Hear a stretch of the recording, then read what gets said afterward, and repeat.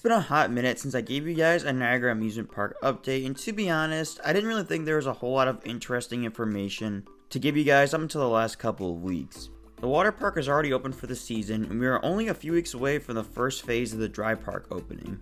The park just put out some ticket and season pass options that appear to be quite the deal as well, but we'll expand more on that later.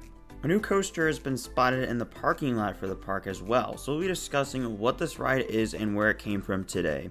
There has also been some movement involving the park's Shuttle Loop coaster, so we'll be covering that too. Before we jump into all of that, make sure to do me a huge favor by hitting that like button, as that will help the video out against the YouTube algorithm, which will in turn help to spread this information. If you want future coverage of this park as it continues to reopen, make sure to subscribe to my channel, as well as I will keep making updates or vlogs periodically throughout the season. That said, let's talk about the park's game plan for opening. First off, Splash World, which is the park's water park, opened for Memorial Day weekend and is continuing to operate on weekends only right now. That will switch to daily operations at the end of the month. The current hours are 12 p.m. to 7 p.m., but that is obviously subject to change. Also, every attraction is available with the exception of the wave pool. The current lineup of attractions consists of Cannonball, the park's bowl slide, Double Dare Falls, a classic speed slide where you ride on a mat, Dragster Drench, a mat racer slide, a lazy river, Surf Hill, a kiddie slide, and a kiddie pool. The wave pool remains closed as the park evaluates the feasibility of repairing it versus replacing it entirely, so that's something to keep a lookout for as the season progresses. It is likely that the park will go the route of replacing it entirely, as the compressor building has been demolished. The current price for admission to the water park is $14.99, and you can get a season pass for $39.99. These prices will likely be raised as the dry park begins to reopen, but for now, you can grab a season pass for whatever they'll offer this year for a really cheap price. Parking this season will also be free. The park recently announced that Phase 2 of the 2022 opening is planned for late June, and that will include Kiddieland attractions and the Western Town area, including the return of the popular Gunfight and Golden Nugget shows, as well as a new Western themed ride to be named Gunslinger. Gunslinger is currently rumored to be the Eli Bridge Scrambler that the park announced last year. I'm sure as we get closer to the opening, we'll receive confirmation of what this ride actually is.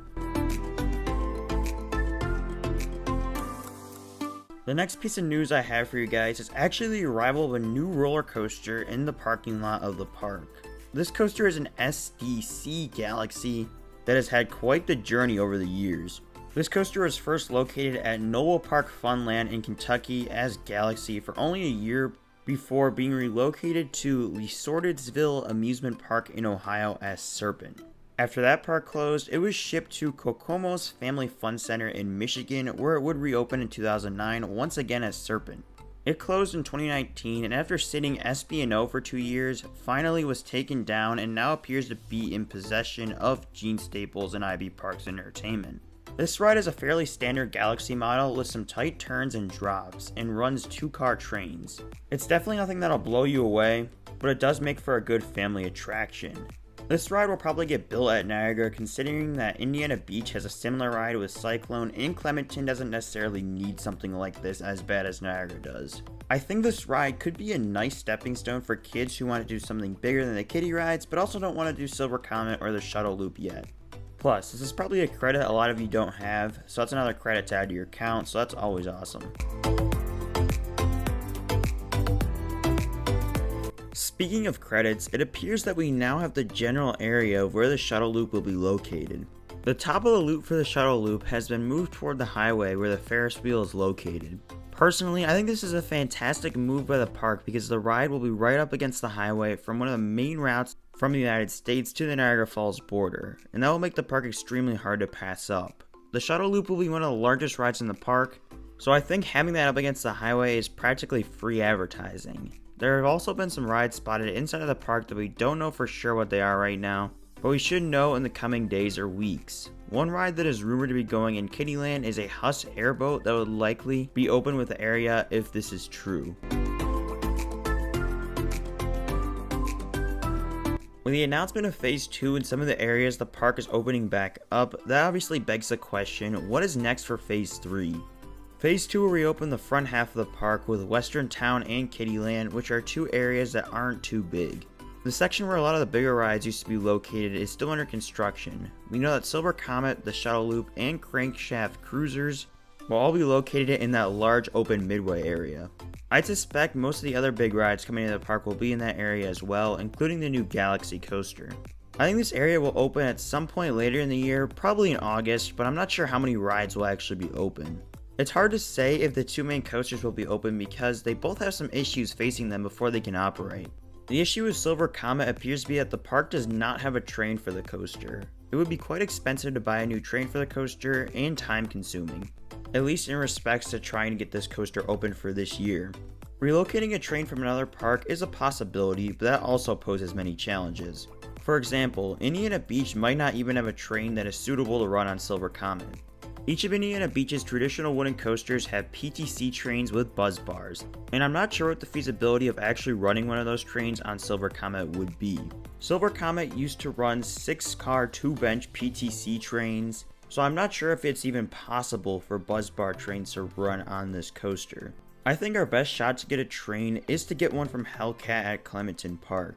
Hellcat has 2 trains according to RCDB, but Hellcat ran 2 less cars than Silver Comet used to, so that could create a capacity issue of some sorts if Silver Comet were to get one of the trains from that ride. Silver Comet also might require 6-car trains to be able to navigate the course properly, so that would take Hellcat's trains off the table entirely.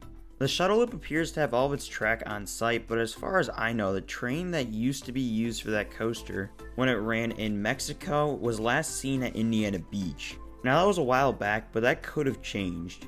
I've heard some rumors that this train could possibly be used on Triple Loop at Indiana Beach because the trains Triple Loop used to run have actually been said to be inoperable from what I've heard, and the park is planning on rebuilding them, so they may use the Shuttle Loop train to cover for them in the meantime for the season. It is also possible, judging by the pictures we've seen of Laser Loop's train, that its train could be inoperable as well, which would further complicate the issue. Which is why I am predicting that the Galaxy coaster may actually be the first and only coaster to open at the park this year. The trains for that coaster are on site and those rides are easy to construct, so I wouldn't be surprised if they could get this coaster ready to go before the end of the season. Beyond that, it's hard to tell what rides will be ready next for the park, but that could be changing very soon, especially once Phase 2 begins. We finally got to the point where IB Parks Entertainment is making a lot of progress in their quest to fully reopen this park, and it's definitely very exciting to see. As always, I'll be posting more updates as we get more information, which should come within the next couple of weeks. I'm hoping to get out to this park at some point in July to see how it is and give my initial review. I'm also excited to see the progress on the larger rides in the park as the summer progresses as well. Although there's a lot of questions, I do think there's a lot to be optimistic about. This is still a park in transition, and rebuilding and reloading an entire amusement park is no small task, so we need to stay patient and enjoy what we have. If you enjoyed this update, make sure to give this video a like and subscribe to the channel for tons of Niagara Amusement Park content coming very soon. Make sure to let me know what you are most excited for with this park down in the comments below. If you'd like to help us out even more, go subscribe to my second channel, WNY and Beyond. If you'd like to chat with other fans of the channel, go join my Discord using the link in the description. With all that being said, I'd like to thank you all for watching, and I'll see you all in the next video.